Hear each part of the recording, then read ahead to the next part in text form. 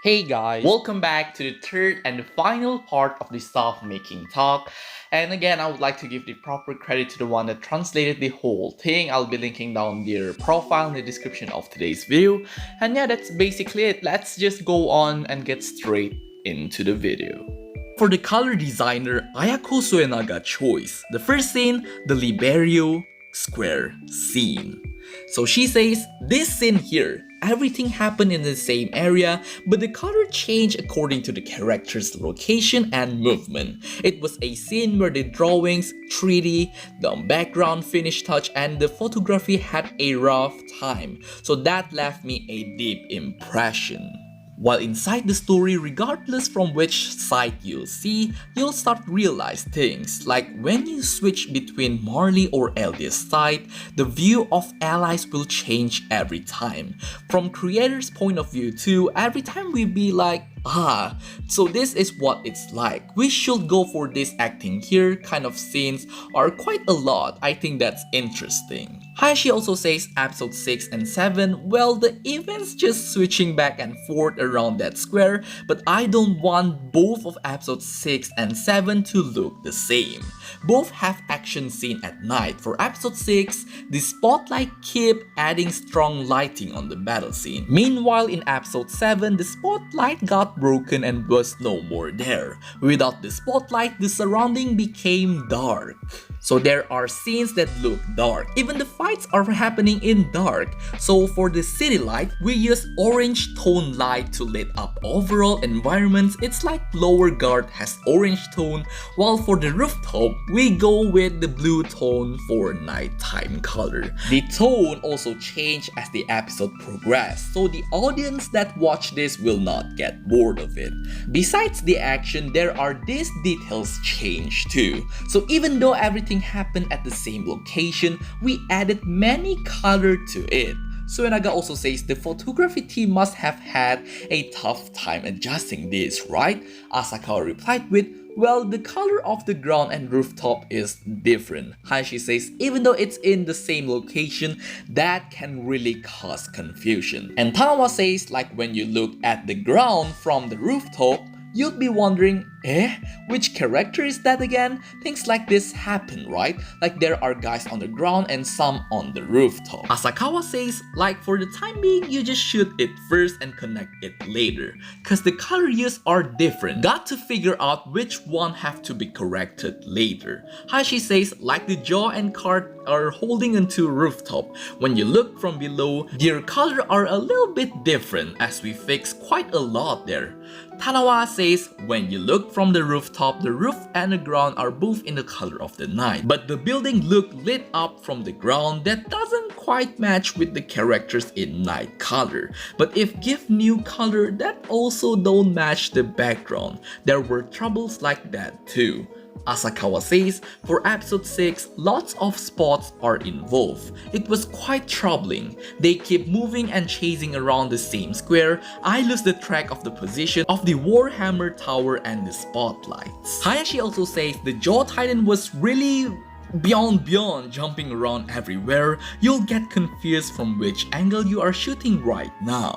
For the second scene that is chosen by Suenaga, Eren eating Warhammer Titan. Ninoma says, I think the shadow really enhanced the mood of the show. And Hayashi says, in terms of emotion expression, shadow is really important. Let's say you'll wanna decide to do backlighting in the scene or not. You have to calculate things backward to decide things like that. Initially, we had board to decide that type of lights, color of the work. At that stage, you need to think carefully like what kind of mood will that scene be in, and decide the color of the scene. That part was designed with lots of these details. Suenaga says during color check, we meet Ninuma-san for the drawing, also the director to verify what kind of shadow used in different scenes and worked on them carefully. That was quite... I don't think there are many shows that will do up to this extent. Hayashi says the amount of workload is probably double or more, makes you wonder if other show has this much workload. Tanawa also says for Titans, the shadow on their face are quite important, isn't it? Like depending on how the shadow was casted, their expression will change too. And the drawing really useful in helping to portray that. Niruma also says CG team also went through a lot of trouble dealing with the Titan, right? Tanawa says we really went to make sure the shadow doesn't look like CG. Asakawa also says in terms of photography, we went all out for episode 6 and 7 too. The whole team was pumped in high spirits. Hayashi says, halfway of the show, suddenly it's like climbing mountain. It's like we are making final episodes already in one go. Tanawa replied with, halfway huh? However, Hayashi says, well it's halfway but of part 1. Tanawa says, we only finished the first half of part 1, but since that I just keep feeling like we are already in the end game. Asakawa says, everyone was so busy and excited, it's like holding a festival while working on episode 6 and 7. Things were rough but we had fun too. Got to enjoy this chaotic hell. Hayashi says, yeah, from now on, there are plenty hell of shambles to come. So that's basically it for the scene that left a deep impression to each of the production team. Now here are some words from Mr. Yuichiro Hayashi. The volume 1 and volume 2 of Blu-ray both have lots of changes from the TV broadcast version, like the correction of the shot. For that part, it will be great if you can check out the disc and keep your eyes on the changes. Quite a few action animation got corrected too. For those part, you can compare with TV version for difference. I hope you enjoy when comparing them. Now for the part 2 information.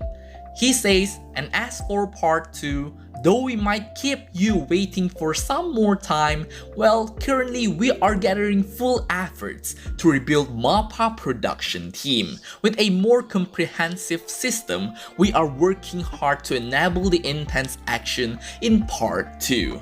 Please look forward to it. And Hayashi says, I hope you can continue to support us. Thank you very much. And that's basically it for today's video. Thank you very much for watching this video. I really hope you guys enjoyed. We are finally done with all of this stuff making talk video. So yeah, don't forget to subscribe and like, and I'll see you guys in the next one. Goodbye.